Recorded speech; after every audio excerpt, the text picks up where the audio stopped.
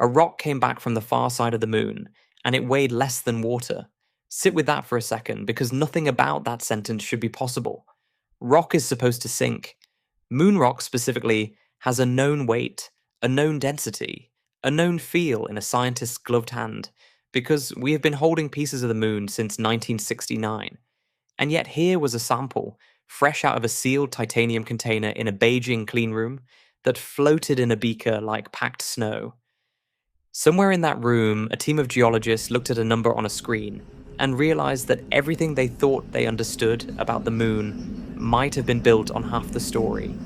Not a metaphor, literally half.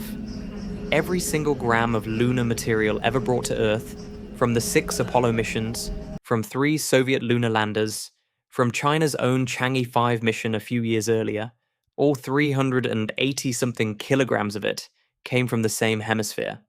The one facing us. The one we've been staring at since the first human looked up, and decided the dark patches looked like a face. We had never touched the other side. Not once. And when a spacecraft finally scooped up a handful of it and carried it home, the moon told us something that rewired the textbooks. Look up at a full moon tonight, if the sky where you are lets you. What you're seeing are broad grey-black stains spread across the surface like continents on a map. Those are called maria, Latin for seas, because early astronomers assumed they were oceans. They're not. They're ancient floods of lava, vast basaltic plains that poured out of the moon's interior billions of years ago and hardened into the dark scars we still see from the backyard. Now turn the moon around in your mind, because you will never see this side with your own eyes standing on Earth. The far side has almost none of that. It's pale, it's older looking, it's a battlefield of overlapping craters with barely a trace of the dark volcanic seas that define the face we know. Same moon, same age, same star warming it, completely different surface. For decades, planetary scientists called this the lunar dichotomy, and it sat there, unresolved. One of the oldest open questions in solar system science. There were guesses. Maybe the magma ocean that covered the infant moon cooled unevenly. Maybe Earth's gravity pulled heat toward the near side over billions of years. Maybe something enormous struck one hemisphere early on and changed its chemistry forever. Every explanation was reasonable. None of them had proof, because proof required rock from a place nobody had ever landed a scoop. If you're watching this and you already know where this is going, drop the country or city you're watching from in the comments right now, because I want to see how far this story is actually reaching, and I'll be checking. If you don't know yet, stay with me, because the next 20 minutes explain how a nation pulled off one of the hardest robotic missions ever attempted, and the 40 after that explain why what it found is still being argued about in journals as of this Liftoff year. of the It Delta helps rocket to carrying understand just blast, how a rare gamma-ray a sample telescope return mission searching for actually unseen is, physics because in the it's easy to stars lose of the that in an era galaxies. where we've grown used to rovers casually driving across Mars and probes casually flying past Pluto. Bringing a rover to another world and taking pictures is hard. Bringing a piece of that world home, intact, sealed, uncontaminated, and landing it safely back on Earth is an entirely different order of difficulty, and the list of missions in human history that have actually pulled it off is short enough to name from memory. The Apollo program did it 6 times between 1969 and 1972, with astronauts physically standing on the surface and hand-selecting rocks. The Soviet Union's lunar program did it 3 times without a single human ever leaving Earth, using robotic landers built in the 1970s with computing power that would embarrass a modern calculator. And then there was a gap. A long one. Decades passed with no new lunar material reaching Earth at all, while the sample return era shifted toward asteroids and comets instead. Japan's Hayabusa missions, NASA's OSIRIS-REx. It wasn't until China's Chang'e 5 mission in December of 2020 that lunar sample return resumed. Pulling material from the near side, the same hemisphere every prior mission had already sampled. Chang'e 6 wasn't just another entry on that short list.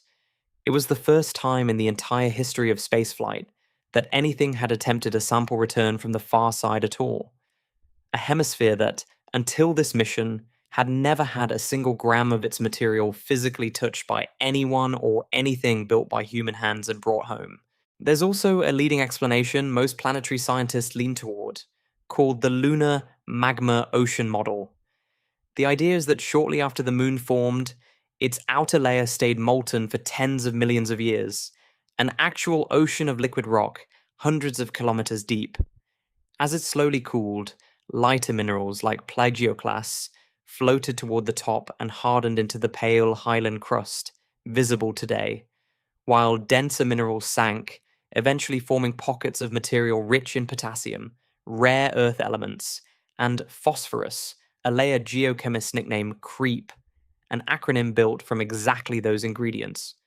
On the near side, that creep-rich layer appears to sit close enough to the surface that later volcanic eruptions could tap directly into it, adding heat-generating radioactive elements that kept magma flowing for well over 1 billion years longer than it otherwise should have. If the far side never had comfortable access to that same layer, or if some earlier event buried it deeper or stripped it away entirely, that alone could help explain a slower, quieter volcanic history on that hemisphere. It's a solid explanation. It's also, on its own, incomplete because it doesn't fully account for just how abrupt and how total the difference between the two hemispheres actually is, or why the far side kept erupting basalt as late as it apparently did if it truly had no meaningful access to that heat generating layer at all. A model can explain a tendency. It takes an actual sample, physically tested in a lab, to explain an event, which brings us to the wound. On the far side's southern hemisphere sits a wound so large it's hard to describe without sounding like exaggeration. It's called the South Pole Aitken Basin, and it is the biggest confirmed impact structure in the entire solar system, roughly 2,500 kilometers across, deep enough in places to swallow the distance from Los Angeles to Chicago, and still have room to spare. It formed somewhere between 4.2 and 4.3 billion years ago, in the chaotic infancy of the solar system, when leftover debris from planet formation was still slamming into everything with enough force to reshape worlds. Gravity surveys show the crust underneath parts of that basin is among the thinnest anywhere on the moon. Some models suggest the impact that made it gouge material out from 80 to 120 kilometers down, deep enough to have possibly reached past the crust and into the mantle itself. If that's true, then somewhere inside that basin, buried under billions of years of dust and secondary impacts, there might still be fragments of the moon's actual interior sitting on the surface, waiting to be picked up. Inside South Pole Aitken sits a smaller, younger scar called the Apollo Basin, about 490 kilometers wide, a peak ring structure that is itself the deepest and largest impact feature contained within the larger one. And inside that, on a flat stretch of dark basalt wedged between the inner ring and the southern rim, is exactly where China's Chang'e 6 mission chose to land. Not by accident, not because it was convenient, because if there was any chance of touching material that came from deep inside the moon, this was the most promising place in the entire solar system to try. Mission planners spent years poring over orbital gravity data and high-resolution imagery from earlier lunar orbiters before settling on this exact patch of ground, weighing landing safety against scientific value, terrain roughness against the odds of actually reaching genuine deep-sourced material, before finally narrowing an entire 2,500-kilometer basin down to one specific flat stretch of basalt, roughly 41 degrees south and 154 degrees west. Getting there was its own kind of impossible. China launched Chang'e 6 on a Long March 5 rocket from the Wenching site on Hainan Island in early May of 2024, the sixth robotic mission in a lunar program named after the goddess of the moon in Chinese mythology. The full stack weighed over 8 tons. Within days, it slipped into orbit around the moon, And then came the part that should genuinely worry anyone who has ever tried to keep a video call connected through a thunderstorm. Radio signals do not bend, they travel in straight lines, and the moon itself, 3,500 kilometers of solid rock, sits directly between the far side and Earth. The instant a spacecraft crosses onto that hemisphere, it goes deaf and mute. No commands can reach it. No data can leave it. Every previous mission in human history that dealt with this problem simply avoided landing there. China's answer was a relay satellite called Queqiao 2, parked in a carefully chosen orbit, where it could see both the far side of the moon and the Earth at the same time, silently repeating every signal back and forth like a switchboard operator floating in space. Without it, the entire mission would have been flying blind the second it needed to matter most. The descent itself happened with no human hands on the controls, because there was no way for human hands to reach them in time. From an altitude of 200 kilometers, the lander began its fall using a laser scanner and an optical camera to read the terrain in real time, picking out boulders, slopes, shadowed craters, steering itself around hazards a computer decided were too dangerous, all in the 17 minutes it took to go from orbit to touchdown. There was no delay for a controller on Earth to catch a problem and correct it, because even if there had been a clear signal path, the round-trip time plus human reaction time would have been longer than the fall itself. This machine landed itself, alone, on the far side of the moon, inside a basin scientists had circled on a map for years without ever being able to reach. Think about the sheer number of ways this could have gone wrong. A single boulder in the wrong place, a slope a fraction too steep, a sensor misreading a shadow as solid ground, and the entire mission ends silently, out of sight, out of contact, with nobody on Earth even knowing exactly what happened until the relay satellite eventually confirmed the signal had simply stopped. There was no rescue option, no backup lander waiting in orbit, no way to try again next week. Every single choice the descent computer made in those 17 minutes was final the instant it was made, and the team on the ground in China spent that entire window doing nothing but watching secondhand data trickle in through Queqiao 2, unable to do anything but wait for confirmation that their spacecraft had either survived or hadn't. And even landing safely was only the beginning of the risk, because everything that came after depended on systems that had never been tested in this exact combination before. The ascent vehicle launching from an uncrewed, unassisted platform on terrain nobody had ever physically inspected. An automated docking maneuver in lunar orbit, two independent spacecraft finding each other and locking together without a single human hand guiding either one, hundreds of thousands of kilometers from Earth. If that docking had failed by even a few centimeters, the sample sitting inside that ascent vehicle, the entire reason for the mission, would have been stranded in lunar orbit forever. Visible on tracking data, but permanently unreachable. It didn't fail. It worked on the first attempt, which is the kind of outcome that sounds inevitable in hindsight, and was anything but guaranteed going in. If any single one of those steps had gone differently, this entire video would not exist. There would be no density measurement to talk about, no vanished olivine, no naturally occurring nanotubes, no 4 milligram crystals rewriting a potassium isotope record, because none of that soil would have ever left the surface of the moon at all. Every discovery covered in the rest of this comes down to a chain of individual systems, each one built by a separate engineering team, each one required to work perfectly in sequence, with a total failure tolerance of essentially zero anywhere along the way. That's easy to forget once you're deep into the geochemistry, but it's worth remembering that the science only exists because the engineering came first, and the engineering had almost no margin for error at any point between launch and splashdown. Then it got to work. A robotic arm carried out 8 separate scooping passes at the same spot, each one shallow, gathering surface material a few centimeters at a time. A drill pushed down roughly 2 meters, pulling a core sample from beneath the surface layer that solar wind and radiation hadn't already altered. And in one of those small, strange details that make a mission feel human rather than purely mechanical, the drill left behind, happened to form the shape of a Chinese character. The first character in the country's own name. Nobody engineered that. It was pure geometry and luck, and it spread across social media within days. The kind of accidental poetry that space exploration occasionally hands you for free.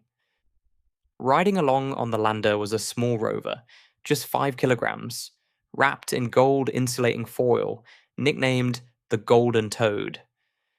After the main sampling finished, it detached on its own, drove a short distance, picked an angle, and photographed the lander sitting alone on the far side of the moon. A picture that exists purely because a 5 kilogram robot made an independent decision about where to point a camera on a world no human has ever stood on. Then came the trip home. The ascent vehicle lifted off from the lander. The first time in history anything had launched from the moon's far side carrying cargo. It found the orbiter waiting above and docked with it automatically. No pilot, no manual guidance, machine finding machine in lunar orbit. The sample container transferred across. The return capsule began its long fall back toward Earth. And instead of coming straight down, it skipped once off the upper atmosphere like a stone thrown across a lake, shedding speed before committing to the final descent. A parachute opened over Inner Mongolia. Recovery teams reached it within minutes. 53 days after launch, nearly 2 kilograms of farside material was sitting on Earth for the first time in the history of our species. That skip re-entry maneuver deserves a moment of its own, because it's not the way most spacecraft come home. And it's not optional here either. A capsule returning at lunar velocity is moving fast enough that hitting the atmosphere in a single, direct plunge would generate more heat and more structural stress than a straightforward heat shield could comfortably survive while still protecting something as fragile and scientifically precious as sealed lunar soil. So instead, the capsule dips into the upper atmosphere just deep enough to shed a significant chunk of its speed through friction, then bounces back out into space briefly, like a stone skipping across still water, before coming back down a second time to complete the landing at a slower, more survivable speed. It's an elegant piece of orbital mechanics applied to a very unglamorous problem, and it has to happen at exactly the right angle. Too shallow, and the capsule skips back out into space and never returns. Too steep, and it burns up on the first pass. There's a narrow corridor of acceptable angles, and Chang'e 6 threaded it perfectly, on a trajectory that had been calculated months in advance, and never adjusted by a human hand once the capsule separated from the service module. Here's where I want you to actually engage with this, because I think most people scroll past this part, and it's the most important moment in the whole story. When the sample container was opened in Beijing, the mission spokesperson made an offhand comment at the press conference. He said the material felt more viscous than anything collected before, that it clumped differently.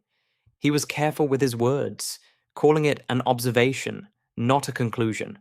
What he was describing, without realizing the full weight of it yet, was the first hint of a discovery that would take months of lab work to actually explain. Tell me in the comments what you think that clumping meant before I tell you, because the actual answer surprised the scientists who found it. The handoff itself carried its own weight beyond the science. The head of China's space administration personally delivered the sealed container to the vice president of the Chinese Academy of Sciences in a formal ceremony in Beijing, certificates exchanged, cameras rolling, a moment treated with the kind of gravity usually reserved for state occasions, because in a very real sense, that's exactly what it was. This wasn't just a science delivery, it was the physical conclusion of a mission that had spent years in planning and construction, that had risked total loss at a half a dozen separate points along the way, arriving intact in front of the people who would spend the next several years trying to understand exactly what it meant. From that point forward, the material stopped belonging to engineers and mission controllers and became the property of geochemists, mineralogists, and isotope specialists, each one about to spend months proving to themselves and eventually to the rest of the scientific world, that what they were seeing was real. The first hard measurement was density, and it came back wrong in a way that made researchers double-check their equipment. Near-side lunar soil, the stuff from Apollo and from China's earlier Chang'e 5 mission, sits in a well-understood range, generally between about 1.2 and just over 2 grams per cubic centimeter, roughly the density you'd expect from ordinary rock and mineral fragments, packed together. The Chang'e 6 far-side soil measured 0.983 grams per cubic centimeter. That is barely denser than water. The first physical material ever collected from the far side of the moon was, on average, fluffier and lighter than any lunar soil humanity had ever handled, and that measurement was taken here on Earth, under full gravity, after the material had already been shaken through a launch and a landing. In its natural resting state on the lunar surface itself, in near zero gravity, it would have been even looser, a fine floating powder rather than anything resembling packed soil. Density differences like that don't happen by accident. They happen because the ingredients are different. And when researchers ran a full mineral breakdown on the sample, the recipe looked nothing like the near side. About a third of the material was plagioclases, a pale, low-density feldspar mineral. Roughly 20% was augite, another 10% pigeonite, both common volcanic minerals. Just under a third was amorphous glass, formed by the intense heat and pressure of repeated impacts, melting and re-solidifying rock in an instant. And then there was olivine, a dense, heavy, iron and magnesium-rich mineral that geologists consider a signature of material sourced from deep inside a planetary body. In near-side samples, olivine typically makes up around 4% of the mix. In the Chang'e 6 sample, it dropped to about half of 1%, roughly a tenth of what scientists expected to see, in a location specifically chosen because it might contain deep mantle material. That's not a small discrepancy. That's a mineral almost entirely missing from a place where it should have been abundant, and it forced researchers to ask a much bigger question about where this soil actually came from. Part of the answer showed up in a mineral called orthopyroxene, which made up somewhere between 11 and 13% of the total sample, an amount far higher than the local basalt at the landing site should produce on its own. Orthopyroxene like this typically shows up as ejecta, material thrown enormous distances by other unrelated impacts elsewhere on the moon and scattered across the surface as fine debris.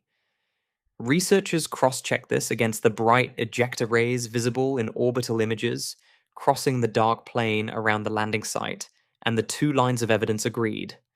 A significant fraction of what the lander scooped up, conservatively at least 11%, and by some estimates more, wasn't local material from the Apollo basin at all.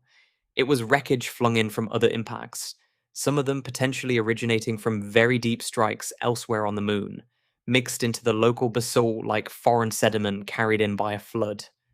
The sample wasn't a clean snapshot of one location. It was a chaotic cocktail. Local rock fused together with fragments from craters possibly hundreds of kilometers away, each one carrying its own small piece of lunar history into the same scoop. The grain size told its own story. Researchers examined more than 72 million individual particles under 1 millimeter across, and 95% of them measured somewhere between roughly 1 and 11 microns, averaging around 5.5 microns overall. To put that in perspective, that's finer than flour, closer to the texture of clay or fine silt than anything most people would picture when they hear the word soil. That fineness is the product of an almost unimaginable amount of time. Billions of years of micrometeorite bombardment. Tiny impacts too small to leave visible craters but powerful enough, repeated over unimaginable stretches of time, to slowly grind solid basalt down into powder in an airless vacuum with nothing to protect it and nothing to erode it away except more impacts. Mixed among that dust were larger fragments too, basalt chunks making up roughly a third to 2/5 of the material by count, breccia, which is broken rock refused by past impacts, making up a similar share, agglutinates, which are soil grains welded together by impact glass, accounting for around a fifth to a third, and a smaller portion of pale anorthosite and norite fragments. Highland rock, types distinct from the dark basalt underfoot. Scattered through all of it were tiny glass beads in black, brown, yellow, white, and even green, frozen droplets of rock that had been instantly melted and flung through vacuum before solidifying mid-flight. Handling material this fine comes with its own hazards that have nothing to do with the science and everything to do with basic safety, which is part of why every Apollo astronaut who ever touched raw lunar dust up close described it the same way. An intensely fine, almost metallic smelling powder that clung to fabric, scratched the inside of visors, and worked its way into equipment seals, no matter how carefully anyone tried to contain it. Nobody has stood on the far side to describe this particular sample, by hand and by nose, the way the Apollo crews did on the near side. But the measurements suggest it would behave the same way, if not worse, given how much finer it turned out to be than anything the Apollo missions ever brought home. Chemically, the local basalt at the site was low in titanium, low in aluminum, and low in potassium, with very little uranium or thorium compared to the potassium-rich terrain that dominates large portions of the near side. This wasn't built from the same enriched material that produced the great dark volcanic seas we can see with our own eyes from Earth.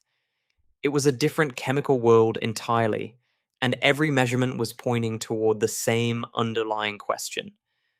Something about the deep history of this hemisphere was fundamentally different from the side we thought we understood. Before we get to the part that actually answers why, I want to mention two discoveries buried inside this soil that, on their own, would have justified the entire mission. The first came out of laboratory analysis conducted with researchers at Jilin University, who found something inside the regolith that material scientists genuinely did not expect to exist in nature. Single-walled carbon nanotubes, tubes of carbon just one atom thick in their walls, structures so precise that until this discovery, the working assumption in materials science was that they could only be produced through deliberate, high-precision laboratory synthesis using controlled chemical vapor deposition. And yet, here they were, forming naturally on the lunar surface, the apparent product of an extreme combination of micrometeorite impacts, relentless solar wind bombardment, and ancient volcanic heat acting on carbon-bearing material over billions of years. The moon, it turns out, has been quietly running its own nanomaterials factory this entire time, with nobody watching. On Earth, carbon nanotubes are prized because they're absurdly strong for their weight, more than 100 times stronger than steel by some measures, while also conducting heat and electricity better than almost anything else we know how to manufacture. They show up in experimental battery designs, in ultra-lightweight composite materials, in early prototypes for things like radiation shielding, and even space elevator concepts that remain purely theoretical for now. Finding a natural process capable of producing them on another world, without a single piece of laboratory equipment involved, doesn't just say something interesting about the moon. It raises the question of whether similar conditions, similar bombardment histories, similar vacuum environments might be quietly manufacturing the same structures on other airless worlds. We haven't examined this closely yet, from Mercury to countless asteroids to moons around other planets entirely. The second discovery reaches even further, past the moon and into the story of how Earth itself became the water world we live on. Researchers identified microscopic grains embedded in the soil that match the signature of Ci chondrites, an unusually porous, extremely volatile rich type of meteorite that can contain up to 20% water by weight. Some of the most water-saturated material known to exist in the early solar system. Finding physical fragments of that material preserved in lunar soil is the first direct physical proof that water-bearing asteroids survived their violent entry into the inner solar system to strike the moon during its early history. The same population of objects that almost certainly delivered similar material to the young Earth. Every ocean, every river, Every glass of water you've ever held may trace part of its origin back to objects like the ones that left these microscopic fingerprints behind on the far side of the moon. And then there's the volcanic timeline, which broke a model that had stood for decades. Because the far side's crust is measurably thicker than the near side's, planetary scientists had long assumed it cooled faster after formation and shut down volcanically far earlier, essentially going geologically quiet billions of years before the near side did. Chang'e 6 returned basalt fragments dating back 4.2 billion years, consistent with expectations. But it also returned basaltic rock dated to roughly 2.8 billion years old, meaning volcanic activity on the far side continued more than a billion years longer than the standard model predicted was even possible. Something was keeping this hemisphere warmer, or more chemically active, for far longer than anyone had accounted for. And that detail turned out to connect directly to the biggest discovery of the entire mission. If you've made it this far, I want you to actually think about this next part before I explain it, because the scientists who found it spent months trying to prove themselves wrong before they believed it. Comment your best guess for why potassium of all elements ended up being the key to this entire mystery. I'll read through them. The team that cracked this open was led by Professor Tianheng Ci at the Institute of Geology and Geophysics under the Chinese Academy of Sciences. And their approach started with a single, deceptively simple idea. Potassium is what geochemists call a moderately volatile element, meaning it doesn't need to be blasted apart or chemically altered to leave a rock behind. It just needs to get hot enough, and then it evaporates, the same way water boils off a stove. But potassium exists in two stable forms, a lighter isotope called potassium-39 and a heavier one called potassium-41. When molten rock boils in a vacuum, with no atmosphere to trap escaping vapor, the lighter isotope escapes more easily than the heavier one.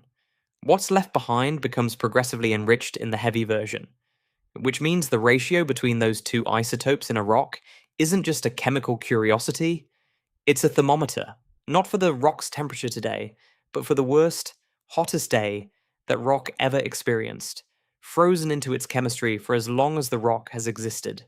The problem was material. Chang'e 6's return was mostly ultrafine dust, and finding individual crystalline fragments large enough to run high-precision isotope analysis on was genuinely difficult. Professor Tien later described this shortage of usable material, not the underlying physics, as the single biggest technical obstacle of the entire study. Rather than wait for a larger allocation of sample, the team rebuilt their own methodology from the ground up, developing an ultra-low consumption potassium isotope protocol capable of returning high-precision results from milligram quantities of rock, far below what previous techniques required. In the end, they worked with just 4 basalt fragments, the heaviest weighing about 19 milligrams, the lightest around 14, isolated by hand under a microscope, cleaned in ethanol to strip away any clinging dust, and scanned with X-ray tomography to confirm their internal structure before anyone risked dissolving them for analysis. The result, when it finally came back from the mass spectrometer, didn't match anything on record. The Chang'e 6 basalts were isotopically heavier in potassium than every previously documented lunar sample, heavier than Apollo basalt, heavier than Chang'e 5 basalt, heavier than any known lunar meteorite. The iron isotopes in the same fragments came back heavier too. In isotope geochemistry, a difference that's small doesn't get accepted quietly. It gets attacked from every angle the team can think of, because the entire point is to rule out every boring explanation before entertaining an extraordinary one. So they went hunting for boring explanations. Could billions of years of cosmic ray exposure have altered the isotope ratios through nuclear reactions on the surface? They calculated the maximum possible effect, even assuming an unusually long exposure age, and it fell well inside their own margin of error, too small to explain what they were seeing. Could it be contamination from surrounding dust, since fine lunar regolith is known to pick up heavy isotope signatures from long-term space weathering? The fragments had been ultrasonically cleaned, and the tomography scans showed no embedded breccia or melt glass contaminating the interior, ruling that out too. Could ordinary magma chemistry explain it? The normal processes of partial melting and crystallization that shape volcanic rock as it forms and cools? For iron, the modeling showed that yes, those processes could largely explain the heavy signature, but potassium behaves differently during melting and crystallization, and the modeling showed those same processes leave potassium's isotope ratio essentially untouched. Whatever enriched the potassium didn't happen on the way up through the crust. Could the impactor itself, the object that carved out South Pole Aitken in the first place, have simply mixed foreign material into the mantle that later became these basalts? The team tested chondritic impactors, iron impactors, and Vesta-like bodies, and each one failed for a different reason, either pushing the isotopes in the wrong direction entirely or requiring an implausibly large fraction of impactor material to survive intact in the mantle while other geochemical signatures stayed clean. One by one, every ordinary explanation collapsed under its own testing, which left only the extraordinary one standing. The heavy potassium signature wasn't created as the magma rose to the surface. It was already there, inherited from deep in the mantle before these basalts ever formed. Something had reached into the deep interior of the moon billions of years ago and cooked it. Numerical simulations of the South Pole Aitken impact suggest the collision could have driven mantle temperatures in the region up to roughly 2800 Kelvin, somewhere around 4500 degrees Fahrenheit, comfortably past the point where potassium simply boils away. And because the moon has no atmosphere to hold escaping vapor in place, anything that boiled off during that event was gone permanently, lost to space within moments. What's remarkable is how little material actually needed to escape to leave a signature still measurable 4.5 billion years later. Modeled as a simple distillation process, the loss of just 2% of the potassium in that region of mantle fully accounts for the isotope enrichment measured in those 4 tiny fragments. 2%. That's the entire fingerprint. Preserved in rock so small it had to be handled under a microscope, describing an event so violent it briefly turned part of a moon's interior into something closer to a furnace than solid rock. Sit with the scale mismatch there for a second, because it's genuinely strange when you think about it directly. 2800 Kelvin is hot enough to vaporize steel, hot enough to turn solid rock into something closer to a glowing fluid than anything you'd recognize as stone. An event that violent, reaching that deep into a planetary body, sounds like the kind of thing that should leave an obvious, unmistakable scar, something dramatic and easy to spot. Instead, the actual evidence left behind was a 2% shift in the ratio of two isotopes of a single element. Buried inside crystals smaller than a grain of rice, invisible to every instrument used on lunar samples for the first 50 years of sample return science, only detectable now because a small team in Beijing spent months building a method sensitive enough to read a signature that faint. That's often how the biggest discoveries in geochemistry actually work. Not a dramatic visual scar you could point a camera at, but a whisper-thin shift in a number buried in rock that turns out to rewrite an assumption an entire field had been building on for decades. That's also exactly why this kind of finding takes so long to become accepted fact, rather than a single team's claim. A result this quiet has to survive independent replication, has to survive other labs running their own fragments through their own instruments and arriving at compatible numbers, has to survive years of scrutiny before it graduates from an interesting result in one paper to a settled part of how an entire field understands a planetary body. That process is already underway, and it's part of why the researchers themselves keep describing this as a proposal still being tested, rather than a closed case. This matters for a reason that reaches far past one basin. Because volatile elements like potassium and water aren't just passengers in magma. They're part of what makes magma move. They lower the melting point of mantle rock and help it rise toward the surface as lava.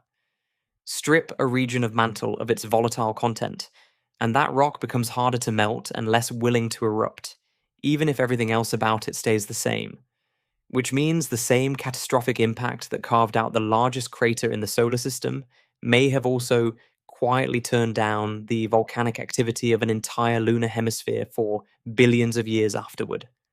The dark seas that define the near side, the ones every culture on Earth has looked up at and drawn a face or a rabbit or a woman into, may not simply be a coincidence of geography.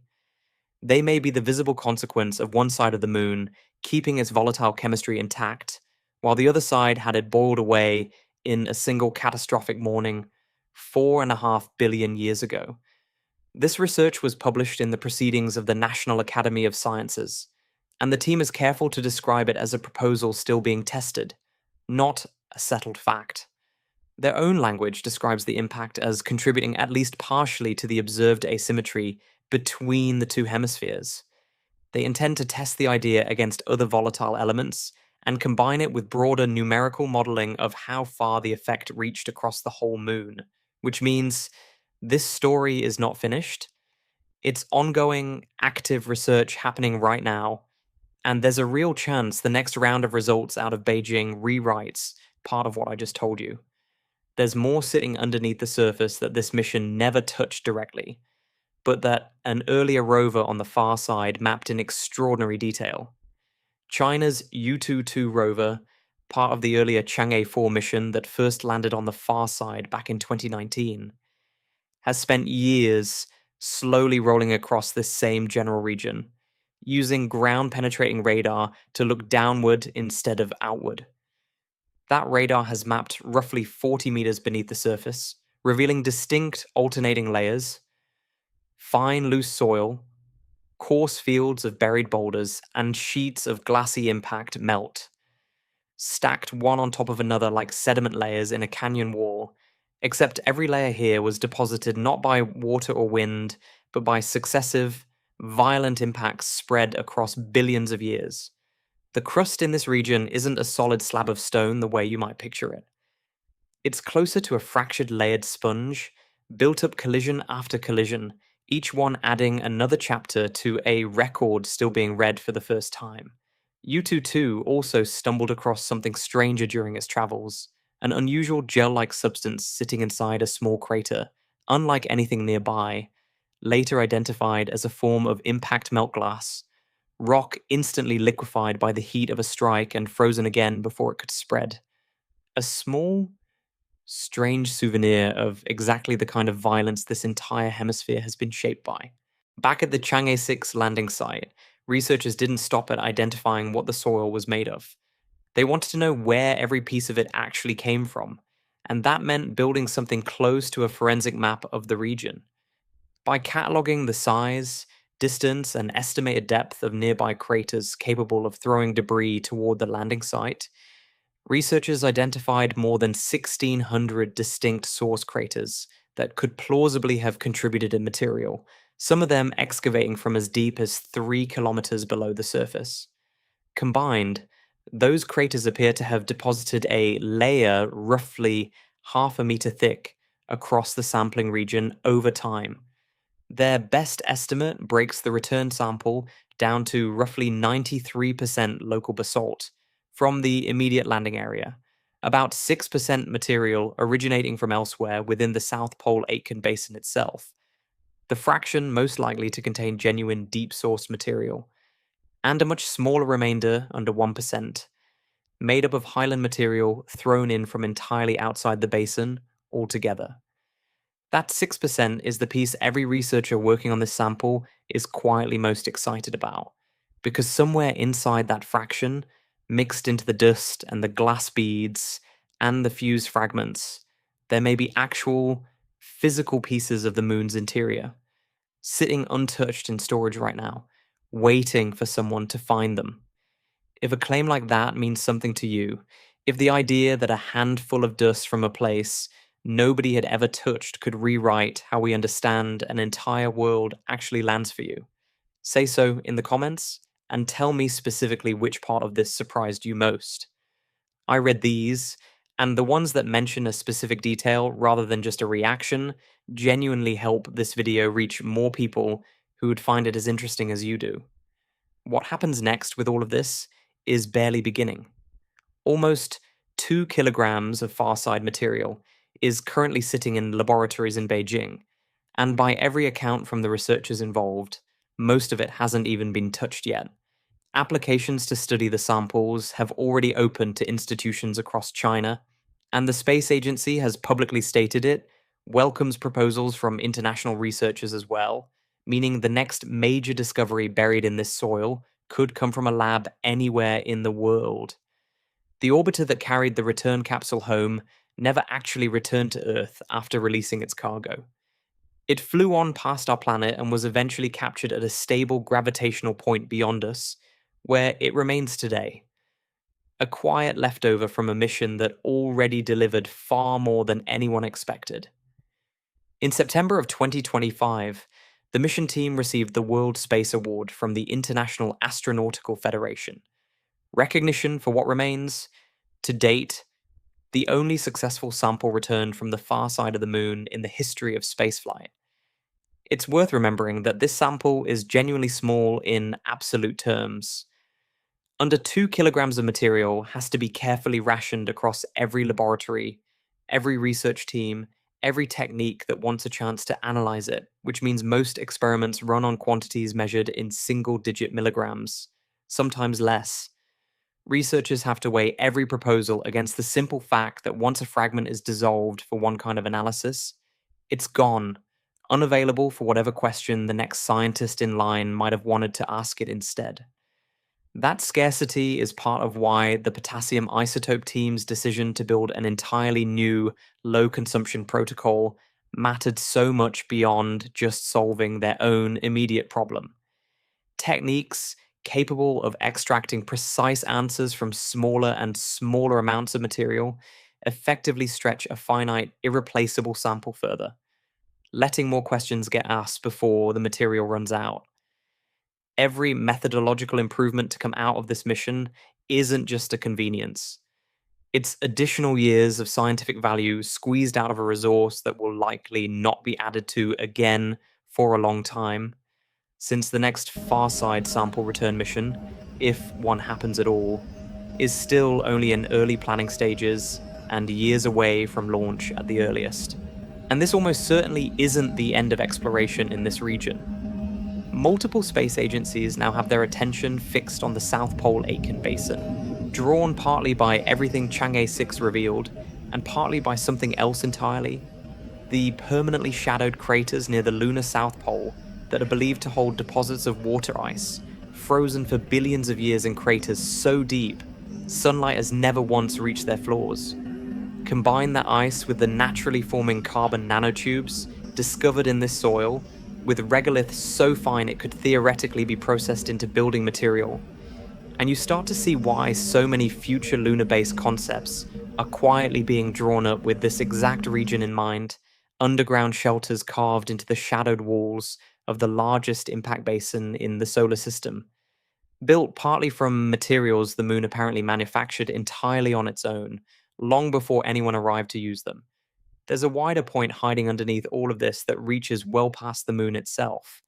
The South Pole Aitken Basin isn't just the largest impact scar on our nearest neighbor. It's a physical example, sitting close enough for us to actually go and touch it, of a kind of event that shaped nearly every solid surface in the solar system during its earliest, most violent chapter. Mercury has enormous impact basins of its own. Mars has the Borealis Basin, an impact structure so large some researchers think it may explain why that planet's northern and southern hemispheres look so strikingly different from each other, in a debate that echoes the lunar dichotomy almost exactly. Even icy moons like Jupiter's Callisto and Saturn's Rhea carry scars from impacts on a scale almost impossible to picture. For decades, everything scientists could say about what a truly massive early impact does to a planetary body's deep interior was built on models, simulations, educated extrapolation, because nobody had ever held a piece of a mantle that had actually lived through one. Now, for the first time, there's real, physical, isotopically dated proof sitting in a lab in Beijing that an impact of sufficient scale doesn't just excavate a crater. It can reach down and boil the interior of a world, altering its geochemistry in ways that echo for billions of years afterward. That's not just a lunar science story anymore. That's a data point every planetary scientist studying rocky worlds anywhere in the solar system now has to factor into their models, and it came from 4 crystals smaller than grains of rice. There's also a quieter, more personal way to look at all of this, one that has nothing to do with basins or isotopes, and everything to do with why any of us bother watching a video like this one in the first place. Somewhere on this planet right now, a child is looking up at the moon through a cheap department store telescope for the first time, seeing craters and dark patches they don't have names for yet, having no idea that a robot the size of a small car once sat quietly on the exact opposite face of that same object. Alone, unreachable, doing chemistry on rock older than anything else they will ever hold in their life. That kind of curiosity is the entire reason any of this gets funded, built, and launched in the first place. Not because a 2% shift in a potassium isotope ratio has any practical use in most people's daily lives, but because the drive to actually know definitively, physically, with rock in a beaker instead of a guess in a paper is one of the more stubbornly human things about us. We have never been satisfied with looking. We have always wanted to touch. Step back from all of it for a moment because I think it's worth sitting with the scale of what actually happened here. For the entire history of our species, every single person who has ever looked up at the moon, every ancient astronomer, every medieval scholar, every telescope, every one of the 11 successful lunar sample returns that came before this one, all of it was directed at exactly one hemisphere of a world that turned out to have 2 completely different personalities. We assumed, reasonably, that understanding one face meant understanding the moon. What we actually understood was the side that happened to face us, shaped by whatever chemistry and history kept its volatile elements intact, kept its magma flowing, kept its dark seas forming for billions of years after the other side had already gone quiet. And when a robot finally reached around to the hemisphere we'd never touched and brought back a double handful of its dust, what came home was soil too light to be familiar, glass where the near side has stone, olivine that had nearly vanished entirely, carbon structures nature apparently built on its own without anyone's help, fragments of water-rich asteroids that may have helped fill Earth's oceans, and 4 milligram-sized crystals carrying the isotopic memory of a single morning, 4.5 billion years ago, when the deep interior of an entire hemisphere got hot enough to boil. The dark seas we've all been looking up at our whole lives. The ones every culture on this planet turned into a face, or an animal, or a story, may not be a basic feature of the moon at all. They may simply be what one side of a two-faced world got to keep. After an impact old enough to predate almost everything else in the solar system decided the other side wouldn't get to keep anything at all. If this is the kind of thing you want more of, tell me in the comments what you want covered next, because I read every single one of them, and a good amount of what ends up getting made here starts as a comment on a video exactly like this one.